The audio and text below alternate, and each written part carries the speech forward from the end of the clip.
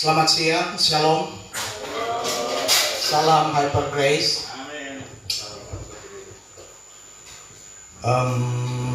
Seperti biasa, terus terang hari ini kita rasa berbeda. Tadi ada banyak kesaksian, itu kesaksian yang menurut kita luar biasa. Pengalaman iman. Kalau mau bandingkan dengan kita, apalagi kita ini baru-baru masuk di kepala 4, hampir mau bilang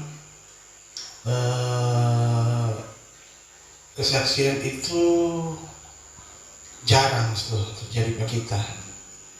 Tapi tuh kuasa Tuhan selalu kita tetap rasakan setiap hari. Nah tadi kan sharing. Nah seperti biasa juga kita khotbah itu pastor kan biasa lah, cuma sepanggal 5 menit 6 menit. Makanya kita juga mau ikut di grup sharing. Dan tadi dapat sharing, ada kejadian memasuki kepala 4. Nah Tuhan suruh kita medical check up di Siloam. Betul, mungkin ini DP feeling atau apa, dia lihat juga kita keseharian. Waktu medical check up, yang merasa ganjal pada kita pe jantung. Kalau ada penggemar film sini, ada tuh film DP nama Meet Joe Black. DP pemeran itu Brad Pitt, baru Claire Forlane dengan John Anthony Hopkins. Itu kita bangun dari kita SMA. 20 tahun lalu, akhirnya baru sekarang kita dapat DP esensi. Itu 20 tahun lebih. Apa sih DP cerita ini? Nanti kita dapat ini waktu kita medical check up. Itu film DP cerita tentang Anthony Hopkins yang lansia. Tiap pagi, tiap dia bangun, dia baca cermin, ada suara yang berbisik pada dia. Nah, semua mati.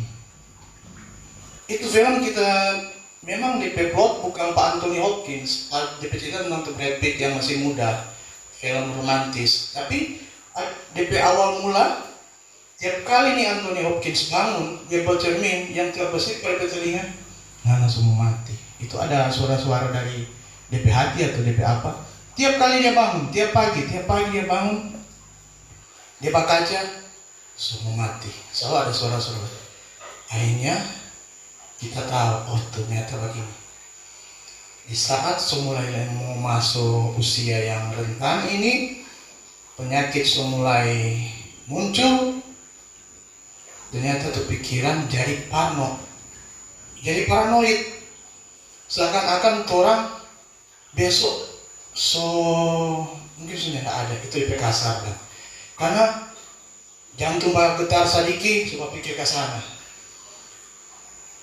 Ada gangguan di usus, coba pikir ke sana. Naik panas, coba pikir ke sana. Flu, batuk, coba pikir ke sana.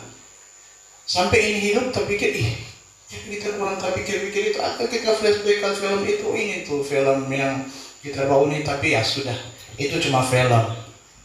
Itu cuma gambaran. Dan akhirnya kita check up. Betul, kita waktu tes di lab, kita darah, periksa, ternyata ginjal bermasalah. Kita juga nggak tahu, kita minum air banyak 1 hari.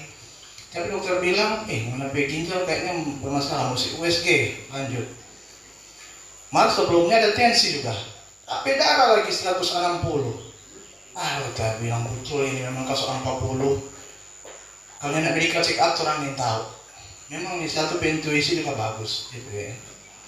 Walaupun sebenarnya di kartu asuransi semua habis dan kalau disuruh medical check up kita. Tapi ya betul kena. Waktu medical check up usus ginjal bermasalah, hipertensi. Akhirnya kita putuskan ikuti apa yang dokter sarankan. Pertama, minum obat darah tinggi. Walaupun masih 5 mg. Dan itu harus rutin kita minum. Karena tapi papa juga riwayat darah tinggi. Tapi tante juga meninggal gara-gara darah tinggi. Jadi untuk menjaga itu ya sudah, kita juga masih ada anak yang harus kita perhatikan sampai dia dewasa. Ini juga untuk kebaikan keluarga, kita putuskan, no? Padahal kita anti obat-obat, malas kita minum obat. Akhirnya oke, kita ikut dokter anjuran, mulai sekarang kita rutin minum amlodipin 5 mg. Nah puji syukur, segala tentang tapi kekhawatiran itu kita mampu kasih tenang. Walaupun waktu kita pimpin ini 1 minggu ini hampir kita rasa nyak mau dapat datang. Katien pastor katien awal Maret coba WA jadwal pastor hari Senin minggu lalu, fine kita, tidak ada masalah, fisik bagus. Pastor WA hari Senin, Kim flu batuk, DP besok kita flu batuk, Kim sariawan, kita juga sariawan. Selang waktu itu berjalan, tapi fisik kurang, dapat rasa kurang. Ini loh, mau pimpin dengan fisik yang begini, kita juga enak mau datang batuk-batuk. Semua hampir semua pikir jauh-jauh, aduh mau batuk ini, kalau cuma kok panas boleh. Hari ini mau batuknya enak-enak pak orang. Tapi ya syukur kita lupa dokter jasa minta ikut beli ubah. Biasa kita kabal mau obat, tapi beli sendiri, mau itu beli sampai obat ini. Tapi di apotek tapi beli itu obat, karena ya itu tadi, kita percaya kita bisa sembuh lewat obat-obatan juga. Jadi kita sudah membuka diri, jangan jaga keras hati dengan tuh begitu. Jadi kita beli obat, akhirnya sampai sekarang kita boleh datang pimpin. Tapi ada satu masalah yang terjadi tadi malam. Pastor sharing tadi dengan pastor, panjang lebar 15 menit. Tercurat Pak Pastor, dan kejadian ini deja vu sama dengan tuh kita dapat pimpin lalu, katanya sampai jam 3 kita bikin kita materi khotbah. Dan bayangkan ini bukan masalah teknis, ini kuasa, nggak tahu juga, kuasa roh jahat, ini nggak mengerti, aneh. Tapi kalau dulu itu teknis, yang sekarang nanti Bapak Ibu bisa apa sendiri, telah sendiri. Jadi kejadiannya seperti ini tadi malam. Hari Senin pastor WA apa kita jatuh hari Minggu tanggal 19, kita bilang pamai tua, kita mau bikin khotbah hari Sabtu, tolong jangan ganggu, kasih waktu, karena dia kan biasa Sabtu libur.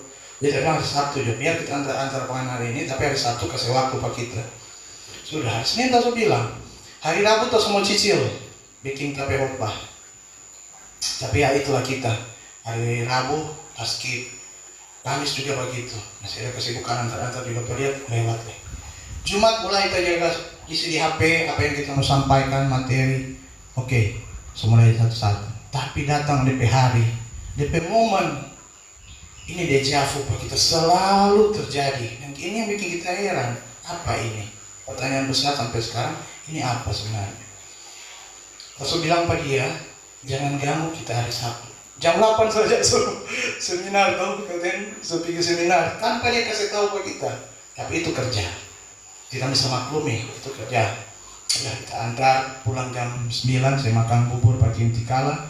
Jam 10 balik, saya bilang pagi mandi dulu deh, Bapak bikin khotbah, Bapak mbak pimpin.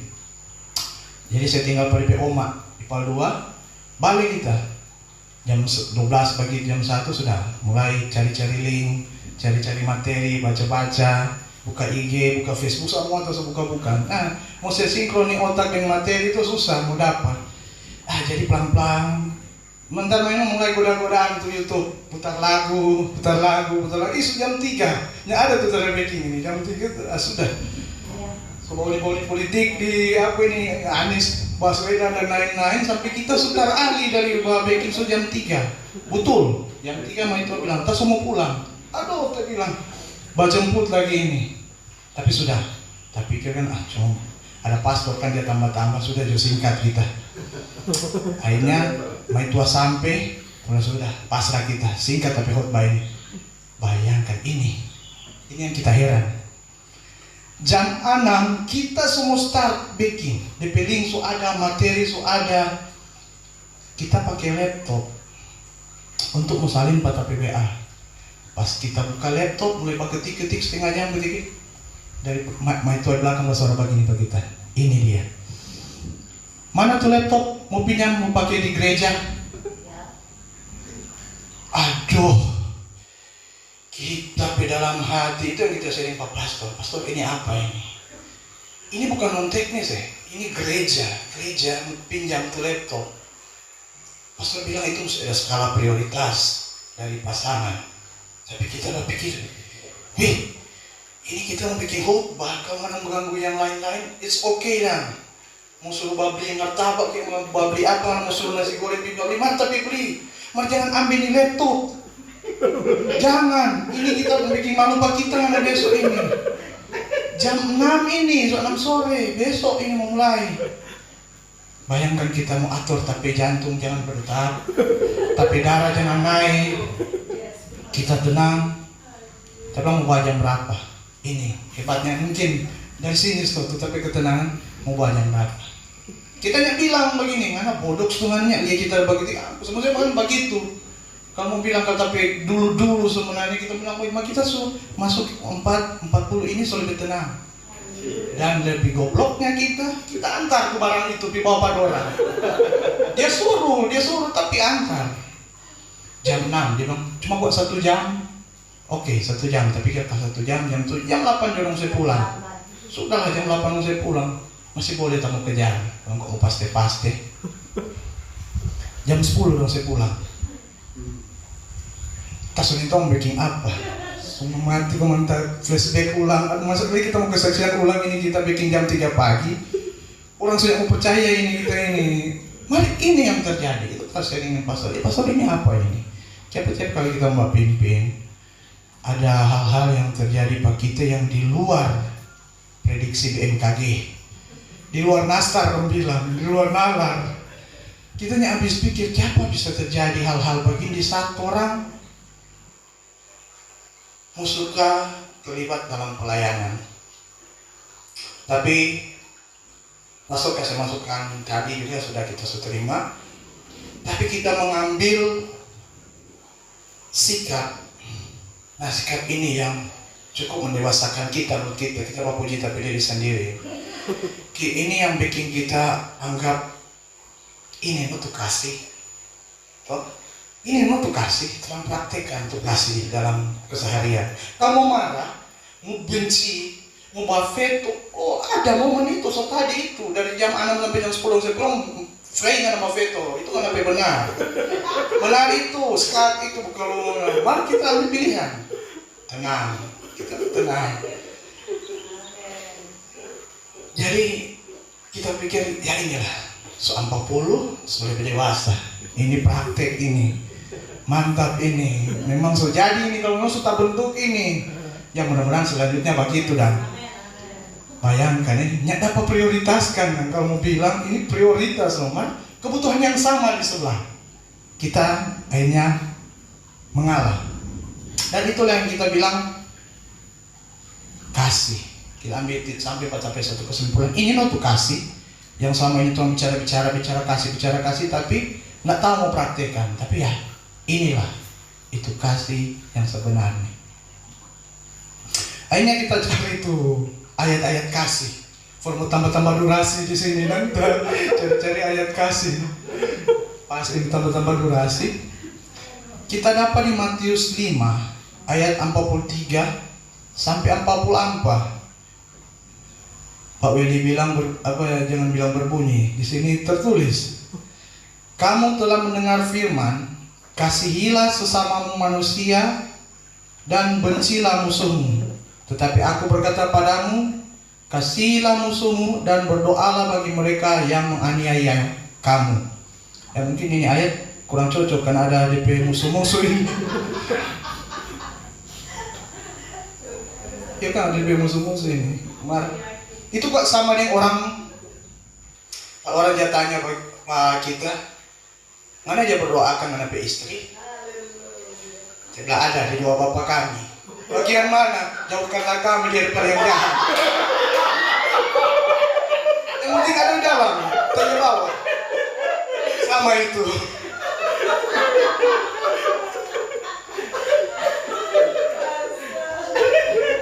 Untung dia ada di sini tuh, jadi aman. Kita bersyukur sekali kalau dia ada di sini, kita aman. Nah, itulah sebagai istri, cuma dia yang tahu. Kalau kita sabar, banyak tuh dia bikin bagi kita. Mari sudahlah, jalani. Ini ayat yang cocok. 1 Korintus 13 ayat 4 sampai 7. 1 Korintus 13 ayat 4 sampai 7. Kasih itu sabar, kasih itu murah hati, ia tidak cemburu, ia tidak membanggakan diri dan tidak sombong. Ia tidak melakukan yang tidak sopan dan tidak mencari keuntungan diri sendiri. Ia tidak pemarah dan tidak menyimpan kesalahan orang lain. Hanya ini yang bikin tenang betul. Lumayan ini ayat bikin tenang bagi kita. Praktikan terus. Itu kasih. For apa orang datang kemari kung nak babuah. Ya syukur memang tadi malam ya cobaan yang luar biasa. Dan yang kita lakukan tadi malam itu, kita pikir-pikir sebagai pasangan, mana mau dapat di mana lagi model begini. Biar mau tukar tambah nih Avanza nya nak mau dapat. Innova boleh.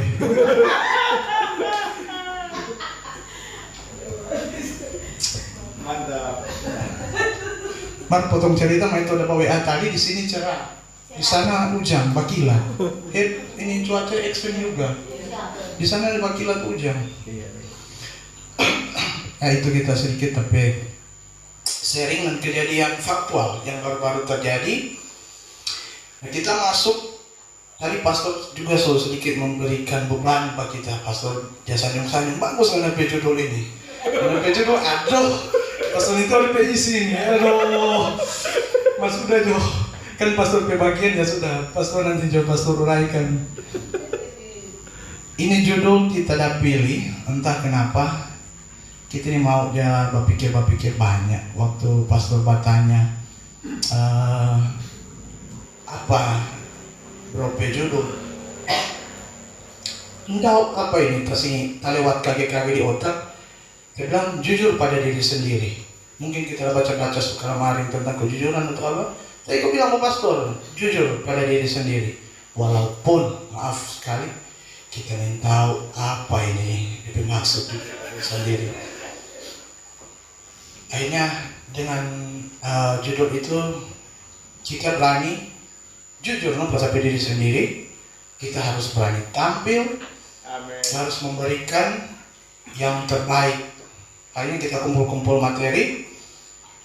Ya harap maklum orang ini yang minim literasi hanya bisa mendaur ulang apa yang khotbah-khotbah yang ada di website atau ada ini. Dan ini kita dapat tema sama, jujur pada diri sendiri. Maaf. Terdapat ayat renungan dalam Mazmur 140 ayat 14 yang berbunyi bahwa manusia yang benar akan memuji Tuhan dan manusia yang berlaku jujur akan diam ketika di hadapan Tuhannya. Makna dari ayat di atas secara tidak langsung merujuk pada maksud bahwa kejujuran di masa kini menjadi sesuatu yang sangat langka dan mahal harganya. Amin. Alasannya karena kini cukup susah untuk menemukan orang-orang yang jujur. Bahkan ada istilah yang meragukan keberadaan orang jujur di masa kini. Karena orang jujur pasti akan musnah. Perkataan tersebut bermakna bahwa kejujuran memang telah menjadi hal yang mahal dan langka. Dan dari ayat tersebut itu mengajak kita untuk merenungkan bahwa istimewanya orang yang selalu memegang prinsip kejujuran. Oleh karenanya, alangkah baiknya jika terus menjadi seseorang yang berlaku benar dan jujur. Nah ini mungkin ada kaitan dengan khotbah minggu lalu pas sudah singgung tadi. Kita tarik ke belakang. Dalam kitab Kejadian di mana sumber dosa itu muncul, kejatuhan manusia dalam dosa pertama kali, ternyata ini menurut saya, ketika si ular atau iblis mengatakan kebohongan, ketidakjujuran, atau bahasa keren sekarang itu hoax, di mana iblis menyuruh Hawa dan Adam untuk memakan buah yang dilarang Tuhan. Dan dengan polosnya mereka menerima perintah itu dan akhirnya jatuh dalam dosa. Akhirnya kita habis kita baca ini renungan, muncul pada pemikiran pertanyaan, Kiapa ular atau iblis itu pilih Pak Hawa, bukan Pak Adam. Jadi kita search baca ulang, oh ternyata wanita itu dia lebih mengedepankan perasaan daripada logikanya.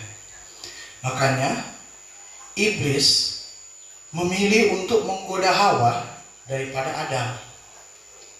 Kita mau bilang setuju, nggak iblis. Mau bilang tidak setuju, tapi fakta di lapangan seperti itu. Wanita itu gampang baper. Nah di Yohanes 8 ayat 44, iblislah yang menjadi bapamu dan kamu ingin melakukan keinginan-keinginan bapamu. Ia adalah pembunuh manusia sejak semula dan tidak hidup dalam kebenaran, sebab di dalam dia tidak ada kebenaran. Apabila ia berkata dusta, ia berkata atas kehendaknya sendiri, sebab ia adalah pendusta dan bapa segala dusta. Ada juga ayat di Mika 7 ayat 2 ayat 3. Berdasarkan renungan Mika 7 ayat 2 ayat 3 dikatakan bahwa kini orang soleh seolah sudah hilang dan tak tersisa di dunia. Tidak ada lagi yang berpegang teguh pada kejujuran di antara banyaknya manusia. Yang ada hanyalah manusia yang saling menjebak. Misalnya, karena desakan ekonomi yang sulit bisa membuat seorang mengorbankan prinsip kejujuran hingga tidak ada lagi nilai baik yang dipegangnya. Karena bertujuan mendapat keuntungan yang besar, bahkan cenderung tamak, seseorang lebih memilih untuk menyimpang dari kejujuran menjadi kebohongan. Apa contoh jujur pada diri sendiri? Contoh jujur pada diri sendiri adalah sama yang pastor bilang tadi, mampu mengakui kesalahan, bertindak seolah-olah tidak melakukan kesalahan atas apa yang Anda perbuat akan menempatkan Anda pada posisi yang lebih buruk. Mengakui dan menerima perasaan dan emosi yang sedang Anda rasakan juga termasuk contoh jujur pada diri sendiri. Saudara-saudara, kita terus terang mengaku memang tidak jujur. Ada satu kali saya sharing Bapak Senang, namanya tidak jujur juga. Siapa perempuan selalu bilang laki-lakinya tidak jujur? Kita bilang Bapak Pastor tadi, karena kalau orang jujur, perempuannya tidak mau terima. Ini contoh kecil. Di martabak ini, tahu martabak narko, tahu martabak bangka ini, pecah-pecah 40, 50 lebih harga. Kalau kita bawa pulang ke rumah, dia tanya, berapa ini? Aku bilang 23.000. 23.000 saja, dia bilang begini, ngana beli 23.000, sudah apa satu porsi nasi itu, kalau ngana beli di sebelah, sudah apa ayam, sudah apa rage, itu 23.000. Bayangkan kalau kita bilang 48.000, offside memang ini. Bahaya kalau kita sampai bilang 48.000. Itu yang kita sharing tadi Bapak Pastor. Bagaimana ini Pastor? Orang mau bilang begitu, dapat veto sampai pagi ini. Ulang besok minggu depan dapat veto itu ulang. Makanya kayak pria itu kadang tidak jujur. Nah itu kenapa kita bilang di hal-hal seperti itu, bukan hal-hal yang negatif yang lainnya. Makanya Pastor bilang tadi itu hikmat.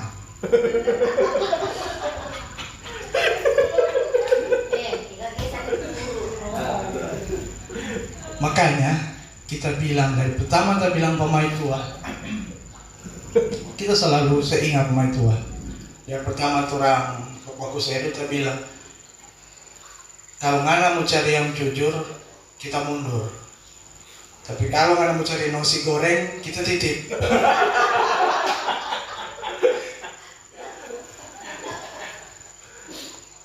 jemput kusedo itu. Tapi bagaimanapun sebagai pasangan suami istri itu diciptakan dari tulang rusuk suami. Pria juga renggang karena terbuat dari abu dan tanah liat. Sedangkan wanita itu dibuat dari tulang rusuk suami. Tulang rusuk itu memang bengkok, jangan kita luruskan, nanti patah. Rawat dia, biarkanlah dia apa adanya dan tetap menyanggah tubuh suami.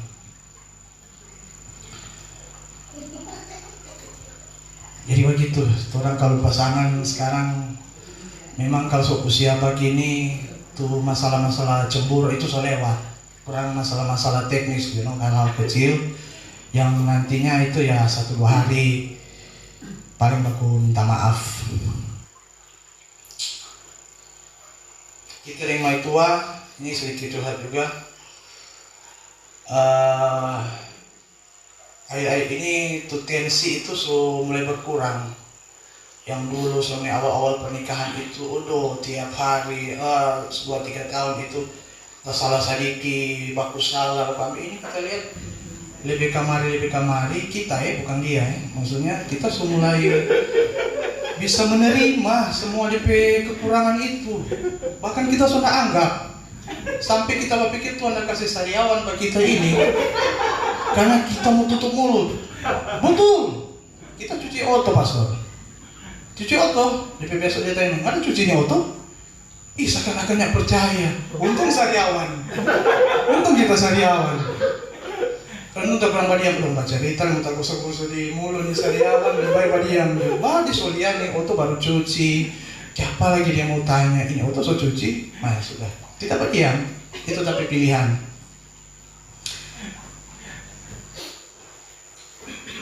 Itu kita pernah bilang pada dia, orang dua ini hari-hari aku sekolah kelakuan, kalau bilang kuliahnya lulus sampai sekarang kejar pakai chat terus orang dua ini.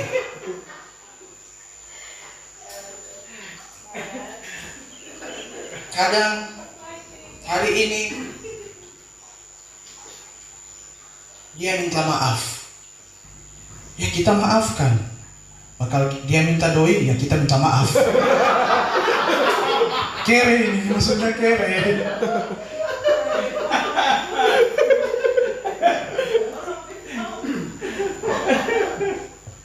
Masa anak minta orang kere, jadi kita minta maaf.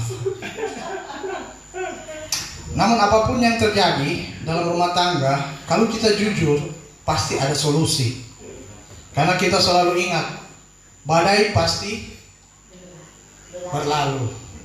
Ada garis datar, berlalu lalang. Badai pasti berlalu lalang. Hari ini tulang bakal lain, besok minta maaf, minggu depan ulang. Oke, 2 minggu depan nyanda, 3 bulan depan ulang. Oke, 3 bulan nyanda, tahun depan ulang, dia ulang tuh ungkit yang kesalahan pertama. Berlalu lalang terus. Makanya kita coba di YouTube, kita lihat itu Raffi Ahmad dengan Nagita Slavina dong dia panggil sayang, harmonis. Nah kita dia nyanda dari pertama meritnya dia panggil sayang. Kita lihat ternyata dengan satu kata ini mampu merubah situasi dalam rumah tangga. Makanya bukan kita mau mengajak, tapi coba praktikan dia baku panggil sayang di keluarga, pasangan, saudara-saudara panggil sayang. Di sini ibu-ibu bapak-bapak masih coba panggil sayang atau sini enggak? Berarti sama dengan orang semua ini. Sama. Mau kita kasih tips dan solusi ini. Ini tips dan solusi yang mau dapat di internet ini. Biar mau cari di Google yang mau dapat. Kalau mau suka dapat panggil sayang, ini tips dan solusi. Kalau mau suka dapat panggil sayang, besok pas di jam rame, pergi jam 45, di rei-rei yem ninggalin kaciri, bajalang di situ. Banyak yang sayang mau jual emas, jual HP. Banyak yang sayang mana situ. Nah kurang balik menyalui Arifin. Uti-uti semua itu orang gak mau panggil pada orang sayang. Kamu suka panggil sayang, gak jalan dulu dari situ.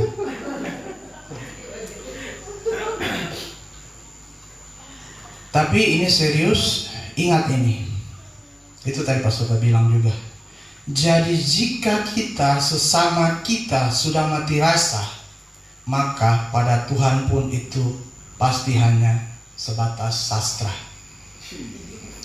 Perkuat iman kita kepada Tuhan. Bagaimana caranya? Yaitu baca firman dan mendengar firman-Nya. Matius 9 ayat 12 berbunyi tertulis. Matius 9 ayat 12 tertulis di sini, Yesus mendengarnya dan berkata, bukan orang sehat yang memerlukan tabib, tetapi orang sakit. Mungkin sampai situ dulu kita materi, karena gangguan dari malam itu sebenarnya masih banyak yang kita mau explore, tapi waktu sempat mepet juga. Akhirnya ya sebatas ini. Dan kita untuk yang terakhir kita mau kutip ada satu film dari SpongeBob. Kita juga hobi bauni-bauni ini SpongeBob ini dulu. Dan kita kutip satu dari tapi favorite line lah dari orang percakapan antara SpongeBob dengan Patrick. Nah, Patrick ini tuh SpongeBob taman bayi ini. SpongeBob pernah bertanya Pak Patrick, bagaimana jika aku merusak kepercayaanmu suatu hari nanti? Dan Patrick menjawab, percaya padamu adalah keputusanku. Membuktikan padaku jika aku salah adalah keputusanmu. Terima kasih. Salam Hyper Grace.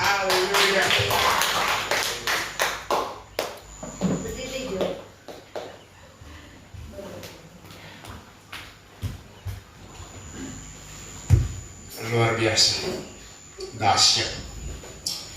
Terima kasih sudah mengajarkan kami untuk berkata jujur. Dan memang berkata jujurnya tidak enak. Kalau menyuruh orang jujur Pak kita, itu memang orang punya kesukaan. Ya, tapi hari ini pengkhotbahnya menyampaikan dengan segala kejujuran, walaupun yang bersangkutan tidak hadir. Dengan leluasa berkata jujur. Kalau yang bersangkutan ada, belum tentu bisa berkata jujur.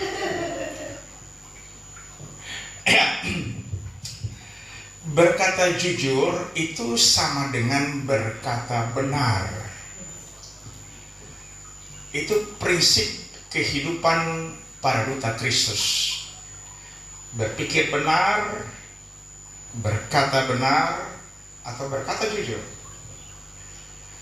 Dan lakukanlah dalam kejujuran atau dalam kebenaran. Efesus 4 ayat 25.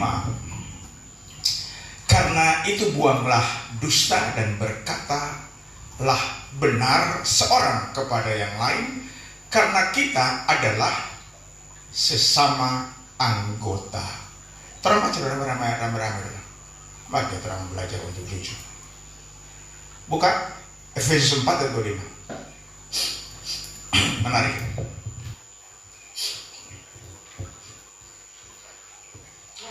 Oke, sudah dapat 23. Karena itu buanglah dusta dan berkatalah benar seorang kepada yang lain, karena kita adalah sesama anggota.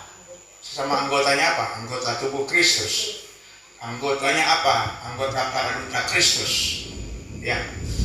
Jadi kita harus berkata benar atau berkata jujur. Berhentilah berkata positif, karena itu dusta makanan agama. Ya. Alkitab tidak pernah menyuruh orang Kristen untuk berkata positif, tapi Alkitab dengan tegas mengajarkan kita untuk berkata yang benar. Ya. Kejujuran itu berisiko, Pak. Ya. Tapi kita harus bisa juga membedakan antara sebuah kejujuran dan sebuah hikmat. Terkadang kita dianggap bodoh karena jujur. So itu Yesus bilang, aku mengutus kamu ke tengah-tengah apa? Serigala. Ya. Terus dibilang apa? Cerdiklah atau tuluslah seperti merpati, tetapi cerdik seperti ular. Nah, ini harus ada kombinasi atau harus bisa dicombine, digabung, tidak bisa dipisahkan. Kalau kita ada di tengah-tengah serigala, tetapi saya tidak bermaksud bahwa yang mendampingi kita adalah serigala, bukan itu maksudnya. Kalau di tengah-tengah serigala, kalau kita jujur, apa kita tulus tanpa cerdik, itu mah mati konyol. Itu jadi mangsa empuk. Ya. Tetapi kalau kita cerdik seperti ular, ya ada pendeta senior bilang harus cerdik seperti patola. Itu juga jadi licik. Jadi ini harus dikombin, tulus dan cerdik. Berhadapan dengan serigala, kita harus tulus menyampaikan kebenaran, tetapi kita juga harus cerdik. Ya, seperti contoh tadi, kalau mau kasih tahu 50.000 sudah cuma dapat lagu rohana, nyana mau berhenti dia. Ya. Dan makanya tadi kita bilang itu bro, itu hikmat, kan tidak merugikan. Itu kan apa namanya itu terang bulan martabak kan sudah ada, kan dipakai untuk makan berdua. Cuma yang boleh kasih tahu yang sesungguhnya di harga, bukan mau menikmati, orang mau bakal lain. Ya. Jadi itulah hikmat Salomo. Ya. Jadi saya pernah membaca sebuah nasihat bijak bahwa hikmat itu tidak merugikan siapapun. Justru itu membawa efek yang baik, ya, efek yang benar. Itu hikmatnya, diambil hikmat Salomo. Kalau menipu, itu merugikan orang lain. Ya. Berdusta, itu juga merugikan orang lain. Ya. Tapi kalau cerdik, ya, itu tidak merugikan siapapun. Ya. Kita menggunakan hikmat, ya, pikiran Kristus itu hikmat. Dia kasih contoh lagi, seperti ada orang dikejar oleh seseorang, kemudian dia datang bersembunyi di rumah kita. Yang pengejarnya ini dia membawa barang tajam atau parang dengan maksud untuk membunuhnya. Ya. Kemudian dia tanya, jangan ada lihat tuh orang ada lari kemari. Nah, kalau kita jujur, tulus, tanpa kecerdikan, matilah orang yang bersembunyi di rumah kita. Itu kita sama dengan suruh ngana maksudnya kamu bunuh coba dia. Nah, ya semoga kita bisa ngerti ya.